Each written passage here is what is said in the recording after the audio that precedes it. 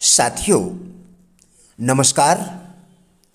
क्या वर्तमान समय में समस्त अभिभावकों को उद्दंडता और आत्मविश्वास के अंतर को समझना आवश्यक नहीं है? आज हम इसी विषय पर आपके साथ वार्ता करेंगे। बेटा बेटी को समान अवसर देकर अभिभावक बेटियों को भी शिखर पर पहुंचा सकते हैं। इसलिए दिखावे की संस्कृति का शिकार होकर बेटियों के नैसर्गिक गुणों को खोने न दें। नैसर्गिक गुण बेटियों की कमजोरी नहीं बल्कि विशेषताएं हैं। हर बेटी का अपना एक स्वतंत्र अस्तित्व होता है। बेटी अपनी इस भूमिका में भी सशक्त और सफल हो सकती है। बेटी के विचार और व्यवहार में जो सौम्यता होनी चाहिए, उससे बेटी को दूर करने की जरूरत है ही नहीं। इसके लिए आज के समय में लड़कियों को ही नहीं बल्कि अभिभावकों को भी आत्मविश्वास और उद्दंडता का अंतर समझना जरूरी है। आज बराबरी करने के नाम पर कई घरों में बेटी के विचार और व्यवहार की हर बात स्वीकार कर ली जाती है,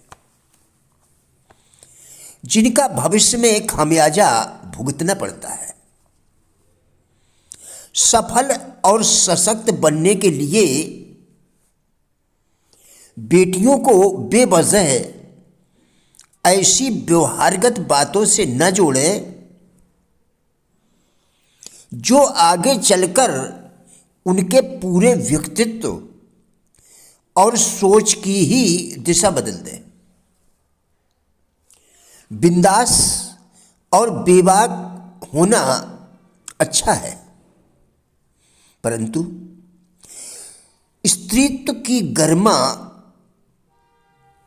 और आत्मविश्वास के मायने भी कम नहीं है।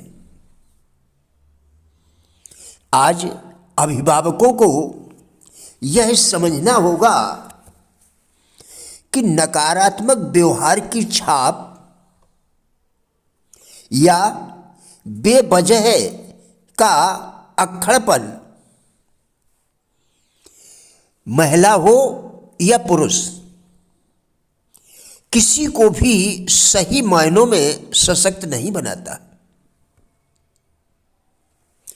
आज बेटियां घर और बाहर दोनों जगह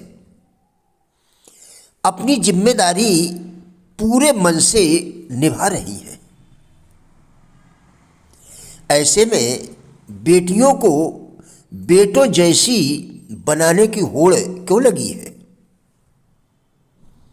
आज बेटी हर बाधा को पार कर अपनी उपस्थिति दर्ज करवा रही है।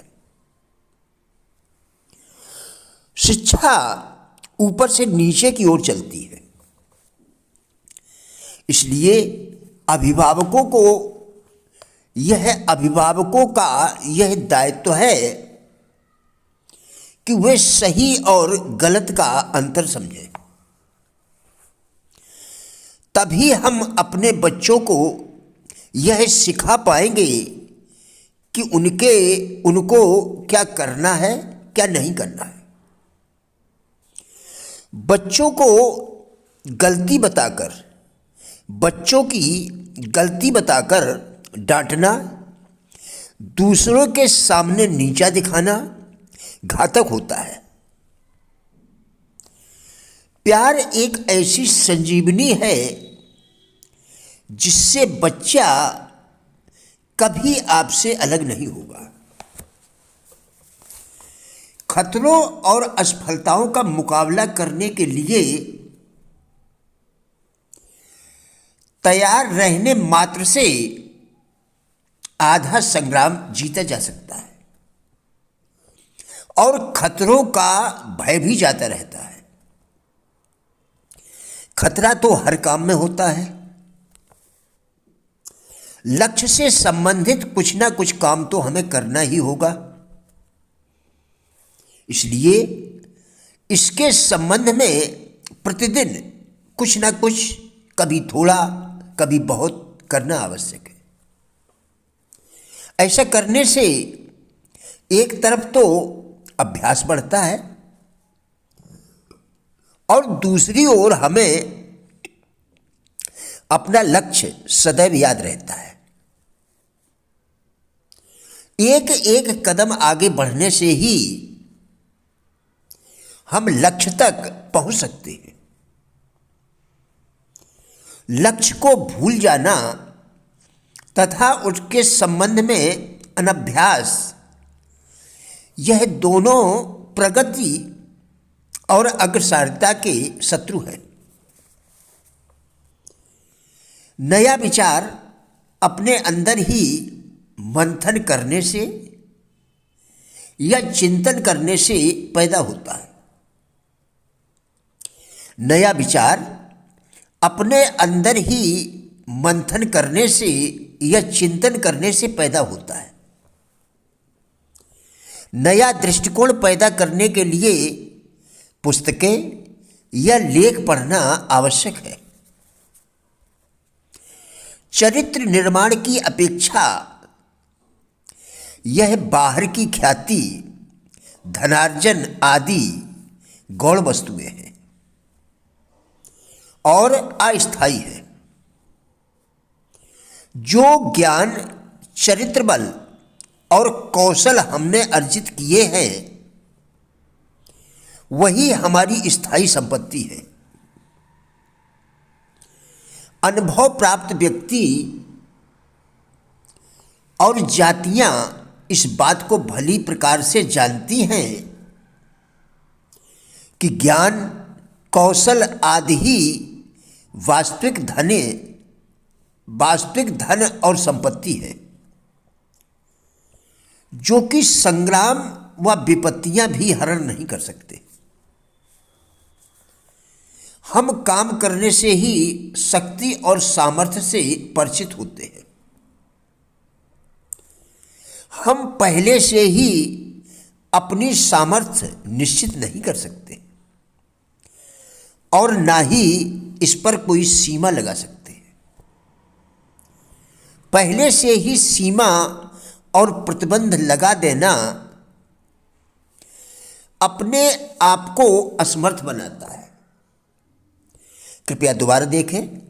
हम काम करने से ही शक्ति और सामर्थ्य से परिचित होते हैं।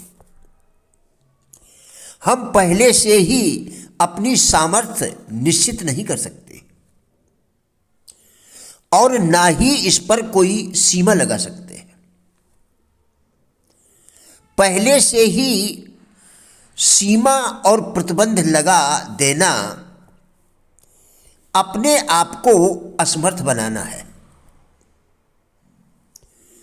प्रिय साथियों, राजेंद्र भाटिया यूट्यूब चैनल के सभी वीडियोस एक अच्छी जिंदगी जीने के लिए अत्यंत ही उपयोगी है। हमारा विश्वास है कि इस चैनल के सभी वीडियोस आपको जरूर अच्छे लगेंगे। कृपया चैनल को सब्सक्राइब करें, जिससे इसी प्रकार के और भी वीडियोस आप लगातार देखकर अपने विचारों में परिवर्तन कर सकें।